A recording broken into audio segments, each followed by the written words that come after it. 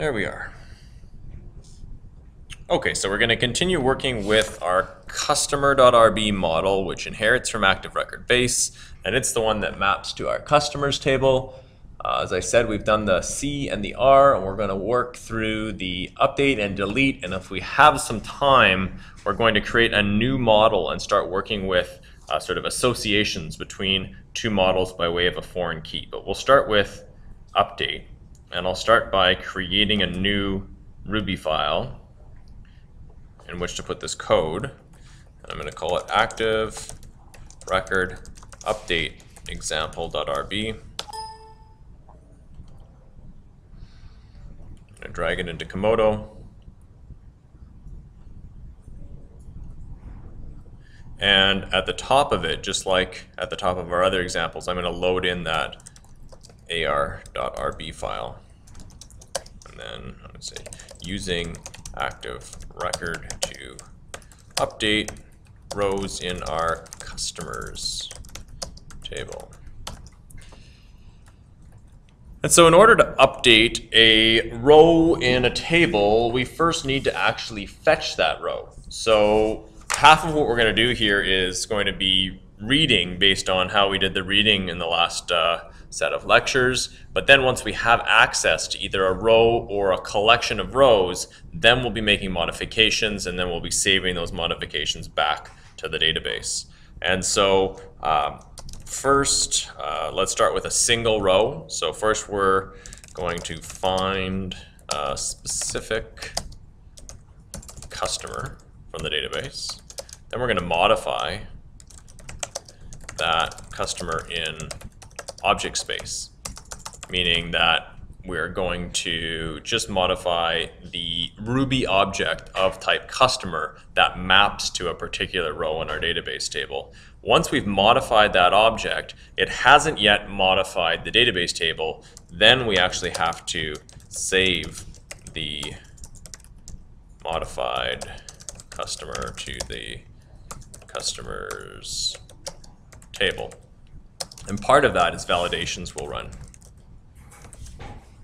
And if the validations fail, then the save is not going to actually happen.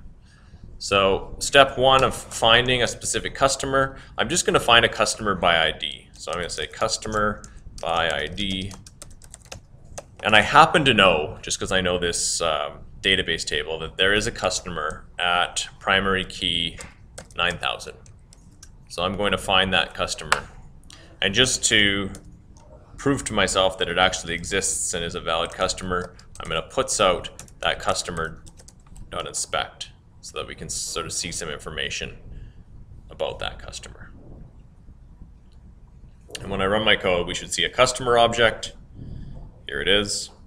We can also see the select statement that was just executed to find that customer, which is just a select statement with a where clause. And there we are. There's the customer that we can now modify and save. And so let's just do a simple modification. Let's just say, for example, I wanted to remove the space in my postal code. Maybe I decided that from here on in I want to save postal codes without having spaces in them. For whatever reason, let's just say I wanted to do that. So I'm going to go to this actual customer object, and I can go to the postal code, and I can puts it out just to show that we have a getter that works on it. And so there it is being putsed out. But really what I want to do is use the setter. So I'm going to change the postal code to V1D1N1. If I now puts out my customer by ID, the entire object, we should see that the postal code has changed from one to the other. So here's the output of the inspect on line 9 with the postal code with the space.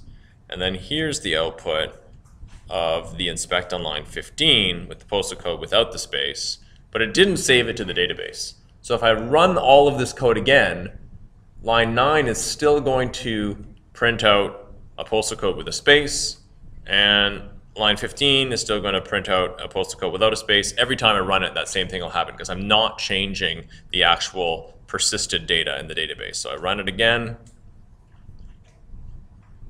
When this first inspect triggers, nothing has changed. We still have a space in our postal code. What I need to do now is I need to actually save this customer. And so the same thing that we did when we were creating new customers, where we had to do a .save to actually persist to the database, the same thing happens here. Customer.save. Now, when we run the code, line 19 is going to trigger some SQL. We'll see the SQL output down below. Here's the SQL right here. You can see it's an update statement, standard SQL, update customers, set postal code equals question mark, updated at equals question mark, a where clause to specify which row we actually want to modify, which is row with the primary key of 9,000. And then these question marks here, we can see that the first one is a postal code, and here's the updated postal code. And the second question mark refers to the updated at, and there's the updated at. So there's also Rails maintaining that updated at column for us. Every time we make an update, we don't have to specify in the object to update the updated at column. Rails automatically updates that column, just like automatically it sets the created at timestamp on creation. If I now ran the code again, the inspect on line 9 will no longer have a space on it, because I will have persisted this data to the database. So the first time it gets loaded up on line 7, it will be sort of loaded up without a space. And so both of my inspects will be spaceless in the postal code. So if I save my code and run it,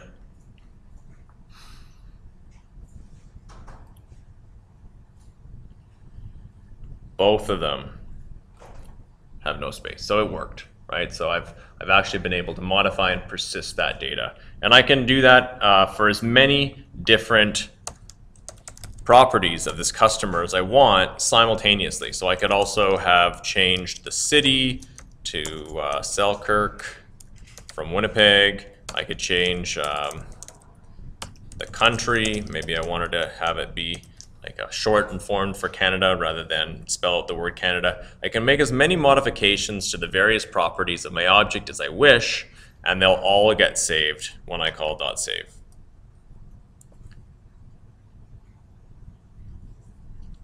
And so I'll run this twice, and then the second time we can actually see, because here you can see, here's the first run. This is before my modifications, where the city was still Winnipeg, and the country was still Canada. Here's after my modifications in object space. The city is Selkirk and the country is Canada. Here is the update statement occurring right here.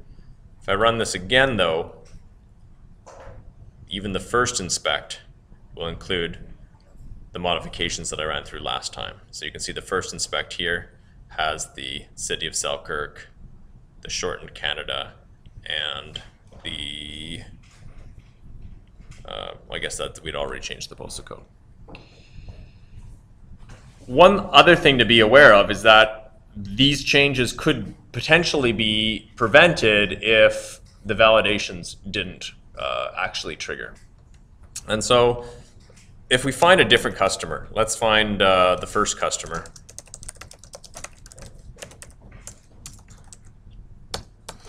And let's puts out that first customer. .inspect, and we'll just run this code and take a look at it. I'm going to make a few changes to this first customer, but one of the changes I'm going to make is going to invalidate the customer based on the validations that we have in our model. So here's our customer, it's Christopher Hartman, and I'll also modify Christopher Hartman's postal code such that I remove the space. So I'll say first customer dot postal code, and I'll set it to J5V8K0. However, if we remember what we did with our validations, is we made sure that sort of a valid customer is one where both the email is unique and present and the name is present. And so if, for example, I was to modify this customer such that I set the name to blank, and then I tried to save the customer. So if I say if first customer.save puts I was able, or ActiveRecord was able to save this modified first customer. So remember, .save will return true or false depending on if the validation's passed and the save actually occurred. Otherwise, I'll say unable to save the modified first customer.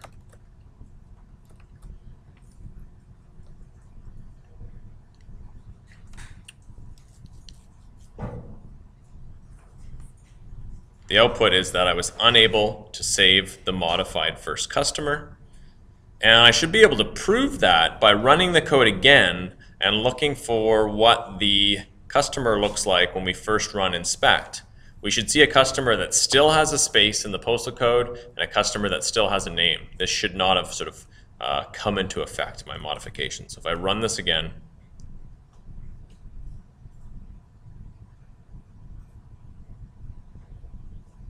it's true that my customer still has a name and my postal code still has a space. So the validations still get run on update just like they get run on create.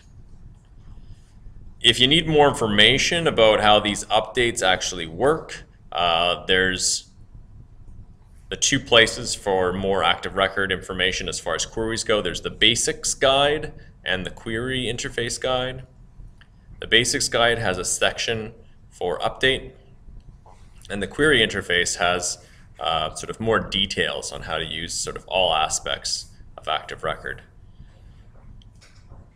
The other type of update we can do is an update all, and it's a little bit more dangerous. I can update sort of all users in the entire database or all users from a collection of responses from the database. So I could fetch, say, the first 5 users as a collection and do an update all on them.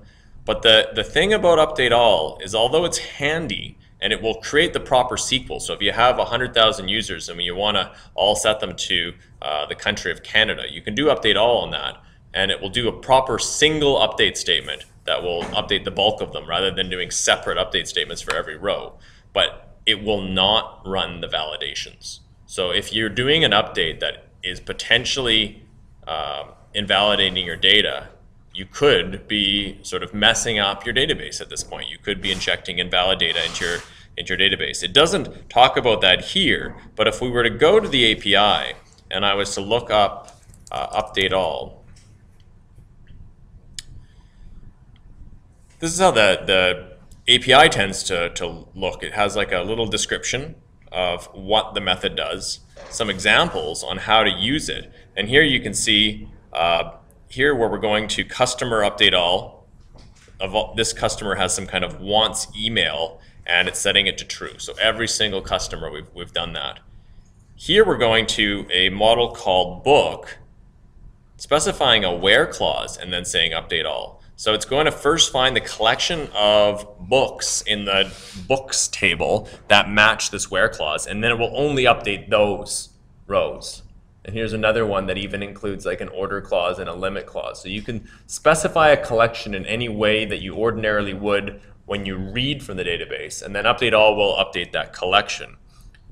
But this is the key bit of information that we need to know, is that it does not instantiate the involved models, meaning if you gathered up 100,000 customers by way of update all, it's not going to instantiate those 100,000 model objects. And because of that, because the validations are stored in the model objects, the validations are not run. It does not trigger ActiveRecord callbacks or validations. So it's a dangerous operation.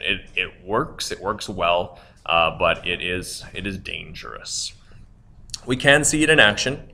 So I could do something like first 10 customers equals customer dot limit 10. And then I could say first 10 customers dot update all, and then I'm going to say maybe update the country to Canada, that shortened form. So initially they would have all had Canada in the long form. Here it'll do update all. Now if I do my puts first 10 customers dot inspect, that data won't change. So again, there's this difference between stuff that's happening in the database half of things and stuff that's happening in the object space half of things. And because update all only works with the database, when I look at my first 10 customers here, we're still going to see the old data in place. It will not have updated until I run the code again or refetch the customers. I could go and do this call to customers limit 10 again and find them. So maybe that's what I'll do. I'll capture them again. So now if I run this code,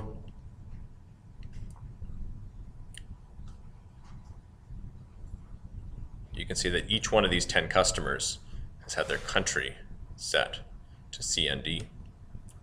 And if we look at the SQL that was generated, we can see that it's a single update statement where we're updating on a sub-select or a subquery, which is quite a nice way to handle this. We got customers, update customers set country equals CND, where customers.id in, and then in parentheses, we've got this sub-select where we're selecting customers limiting 10. So it's quite a nice way of writing this, and it would sort of, in terms of database speed, it would happen quite fast. Now, if we're worried about something like our validations, we're potentially doing something that could invalidate the data. So let's say I grab these 10 customers, or maybe even a larger number. Let's say I grab the first, 50 customers. And I want to modify each one of them, but I do still want there to be a validation step. I can do something along the lines of this. I can say each of them, and then here I'll say like do customer, and then I could go to each customer's, like say city, for example, and set it to like everybody now lives in Winnipeg. And then I could do customer.save. At this point, every step along the way, there is going to be a validation performed. And so I could even do something like, if this customer is saved, then I could say puts saved customer ID, customer.id, else puts unable to save customer ID, customer.id. A little bit of repetition there, but that's okay. That would be what we would do. Loop through all the customers, changing each city, saving it. But this might not be the best thing, because maybe if one of the customers failed, you don't want to process the entire batch of customers. So in SQL, we often guard these kind of batch operations with transactions, right? So we'll have a transaction which will sort of encapsulate all of these changes. But if any of the SQL updates within that batch of operation fails, we want to roll back all of the changes. And we can do that with ActiveRecord as well. I just need to refer to my, my notes to do so. And we do it by way of a transaction block. And so I'm going to go to my customer and say transaction do. And now if any of these customer saves fail, I'm going to throw an exception, which will be caught by my transaction block, and it's going to roll back any of the customers that actually did get modified and saved. This can be really helpful if when you're batch processing a set of rows, you only want to batch process them if all of them are going to save correctly. You don't want to do it sort of halfway. And so here is us raising an exception. And here's a message, the example message that was provided in this code, which is called tech support. We could have a much better message in there, but nonetheless, that's what's going to be thrown. We could even have this message, you know, this one here, be the message that's going to be passed off.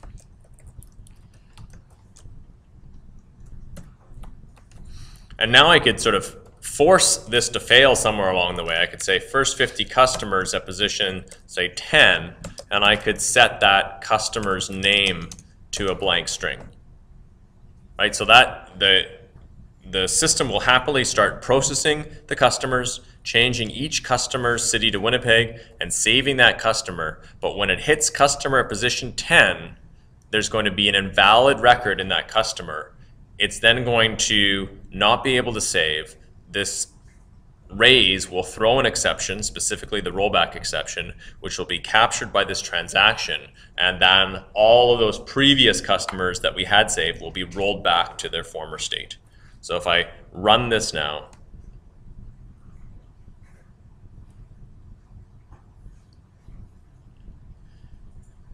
you can see I was sort of rolling along here and saving customers. Here's a whole bunch that were sort of saved, probably 10 of them. And at the very end, you can see here that there was a rollback that happened. And that was because of the customer that had an invalid entry. And so we were unable to save that customer. And so all previous customers that we had attempted to modify were rolled back to their original state. And that's all I really need to talk about updating. I'm just going to check to see if I've covered off. Yeah.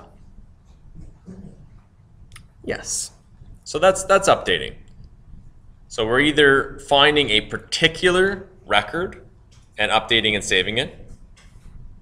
We're finding a collection of records and doing this kind of dangerous update all where the validations aren't actually performed. Or we're going through the process of using a transaction to do a bit of a safer loop through. But this is going to be far less efficient because this one's going to create a separate update statement for every single row that we wish to update, rather than the update all, which generates a single update statement. And so in terms of efficiency, you have to sort of balance efficiency versus, how dangerous your modification might be. Something to consider. And on the assignment, you are going to have to write some code that is going to modify every row in the customers table. And it's not going to be simple as setting every customer's single property to one set value. You're going to have to sort of modify each customer in a unique way. And so you're going to have to figure out what's the best way to handle that for the assignment. So any questions on your behalf on updating with ActiveRecord? Cool. Let's go to deleting. Deleting is fairly simple. And then I think we'll have some time to go over associations as well. So I'm going to create a new file that I'm going to call ActiveRecord delete example.rb. And I'm going to pull that in over here. And inside of it, I'm going to load up ar.rb, and I'm going to say using ActiveRecord to delete rows in our customers table. Just like with updating, before we can delete a row, we're going to have to find it. And then once we find it, then we can carry out the delete. Same thing goes for if we want to delete a collection of rows. We first have to find that collection of rows and then delete them. So I'm pretty sure I have a few customers in this database table with my name, the name Kyle Geske. And I probably have more than one because of the fact that when we were first doing the create example, every time I ran the code, we were having it sort of recreate new rows, and I didn't initially have sort of a uniqueness guard. And so we probably have quite a few customers in here, I think, that have my name, or if you were doing it, you might have put your name in there. So if I say Kyle's equals customer.where, name is Kyle Geske, let's just say we have Kyle's.size Kyle's in the customers table.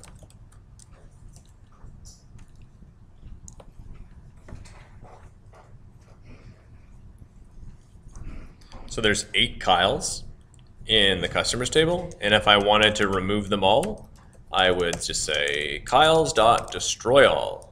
And if I then ran these 2 lines of code again, 5 and 6,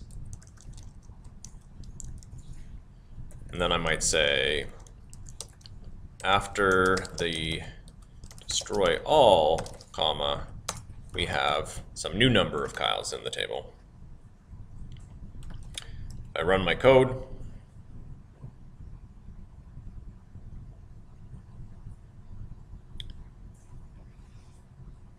You can see here it says after the destroy all, we have 0 Kyles in the table. Up at the top here, we initially had 8 Kyles in the table. If I run my code again, it shouldn't error, but we should have sort of nothing to delete. So initially we had 0 Kyles, and then afterwards we had 0 Kyles. So that's sort of destroying a collection of objects. I can also pinpoint individual objects and remove them from my database. And so some customer is going to be customer at position find, see if I have a customer 9001.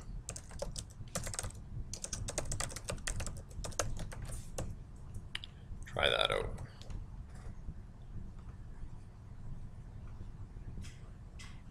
And I do. And so if I wanted to delete this particular customer, I would have to say customer.destroy. And just so that if we run this script multiple times, it doesn't cause an error, I'm going to say unless some customer is nil. And that way, if the first time I run this, we'll find the customer, we'll print it out, and we'll delete it. The second time I run this, we'll find no customers at this ID because we will have deleted it. Then some customer will be nil, so when we puts out that, it'll just say nil, and then we don't want it to try to run destroy on nil because there's no destroy method on the nil object. So instead of getting an error, we'll just guard it with this trailing unless. And so the first time through, everything should work fine. Here's the delete statement that was triggered there. Delete from customers where customer ID equals 9001. And there is the customer before it was deleted. And if I run my code again, we'll see that no such customer. The fact that I trigger an error there for some reason.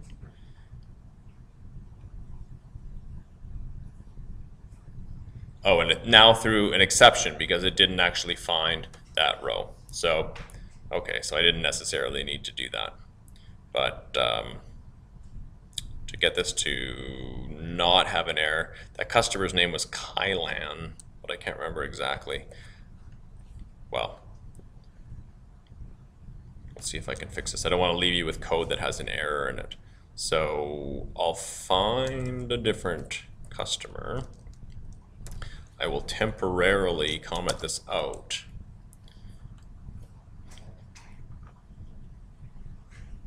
And then I'll explain why ActiveRecord throws an exception when it doesn't find a record, because it's also quite interesting. So here is a particular user. I might instead now find directly by name. So I'd be like find by name.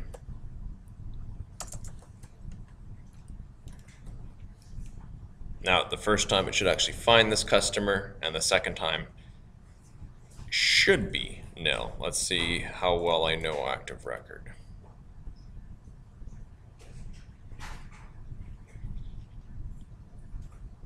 Yeah, so the second time it's nil, so it doesn't bother to delete it.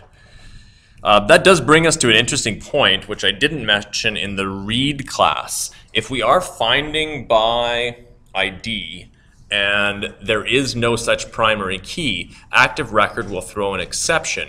And if we're working in the context of Rails, what Rails is going to do, it's going to catch that exception and automatically trigger a 404 page on your website. So if you have some code that tries to find a record within your system that doesn't exist, Rails automatically tosses up a sort of a file not found or a resource not found 404 message for you by way of catching that exception. Because typically what you're doing is if you're trying to find by ID, you're typically trying to find a particular page that maps to that ID in your system. If there is no ID, there is no page, so Rails will throw the 404 for you. And that's really all there is to deletion. So does anyone have any questions about deleting in ActiveRecord, either deleting collections of records, individual records? Oh, and note that this collection, this could be like a super dangerous thing. We could do even something like this, right? Very dangerous. That's going to delete every single customer in our customers table, which is why I've left it in a quote or a comment, because I don't actually want to do that, right? I don't want to drop all 10,000 customers, but that is what we would do to remove all the customers in our database. Okay, so the last thing I'm going to show you is just a really quick overview of associations. And so I'm going to create a new file here, and I'm going to call it ActiveRecord associations.rb, and I'll open that up inside of Komodo. And then in the models folder, I'm going to create a new file in there too. I'm going to create a province singular.rb, and I'm going to open that up. Except that didn't open. Come on and open up, please.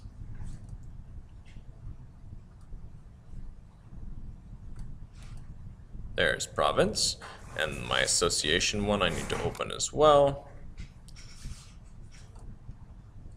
There we are. So in the association one, I can do something along the lines of load ar.rb, and then here we are, ActiveRecord associations. If I find a customer, we'll pick on the first customer again, and I puts out that first customer.inspect so that we can take a look at it. One of the columns that we've been ignoring up to this point is actually a foreign key. And so you'll see that this customer has an ID, a name, an address, etc. But there's also a column called province ID. And that's a foreign key. And we know that because all foreign keys in Rails are always named some particular model name with lowercase. So we now know that we have a model called province because I've gone and created that particular file, underscore ID.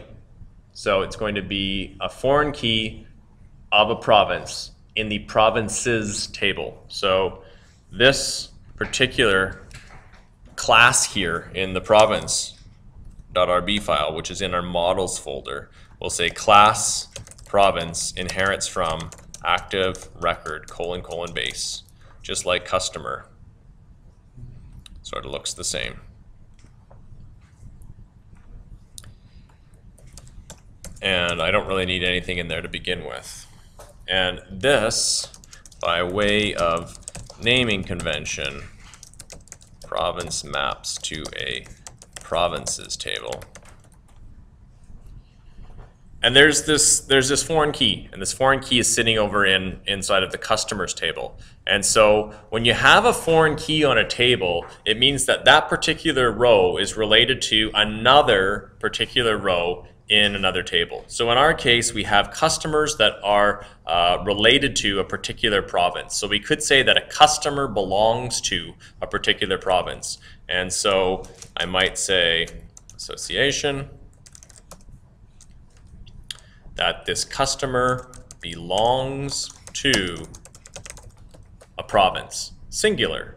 It's a single foreign key, so it means I belong to a single province in the provinces table. right? It's going to be a foreign key which is going to map to a primary key in my provinces table, but it'll only map to one. It'll map to one single row. So I belong to a province singular, whereas because the customer is the source of the foreign key, any particular province can have any number of customers. There could be 1,000 rows in my customers table, each mapping to province ID 1. So my provinces has many. So a province has many customers, plural. So again, the importance of knowing when to pluralize and when to singularize these things is very important. Customer belongs to a province. A province has many customers. Once we have that in action, I can do some really interesting things.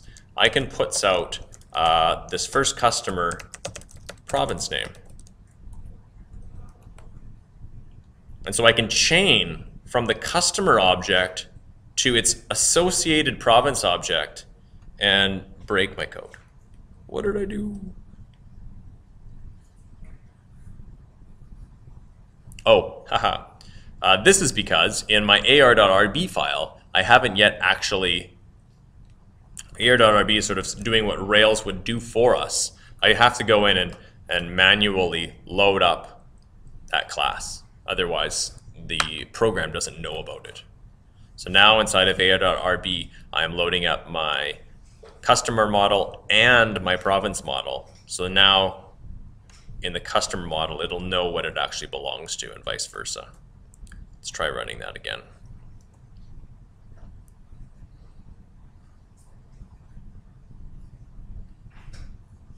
It says Alberta. And we can prove that. We can see, okay, this first customer had a province ID of 1. We could prove that by saying, that the first province is, province.find1, find that province that this foreign key relates to, and then we could put out this first province.name just to confirm that it actually is Alberta.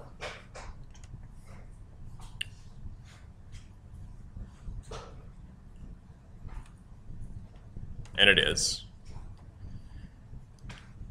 But we did that just for proving purposes. We never actually want to do this manually. So although we can manually find associated provinces, why would we? When we can just do this kind of chaining. So we could even have found so let's see, first customers province. I could have done something like this. I could have said, find the province that matches or that has the primary key of the first customer's province ID. Right? I could do that manual lookup. Use the foreign key to find within the provinces to find this mapping one. But that's the exact same thing as this. So there's no point in ever manually working with foreign keys when we can chain from one thing to the other. So it's like this is the customer object right here. And then this thing is the associated province object. And we can go the other direction as well. And so I have this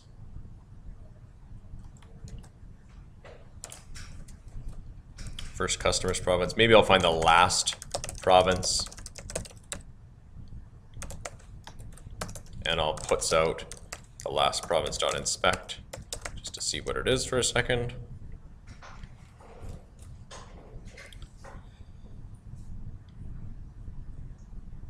So the last province is the Yukon. And if I wanted to find all of the customers that were in the Yukon, or at least the number of customers that were associated with the Yukon, I could go to lastprovince.customers.size. And so in this case, this is a province object. And this right here is the collection of associated customer objects. And so there's 86 customers in my database that are related to the Yukon by way of their foreign key. So there would be 86 rows in my table where the foreign key province ID was set to the number 13. And so we as Rails programmers are never going to work with those primary keys ourselves manually like this. We're always just going to chain to the data we want. So here I'm chaining from the customer object to the province singular because a customer has a single or belongs to a single province. And here I'm going from a province object to customers plural because a province has many customers. And so that's the end of our lecture for today. Before I close off the screencast, does anyone have any questions about these types of associations? All right, I will end that right now.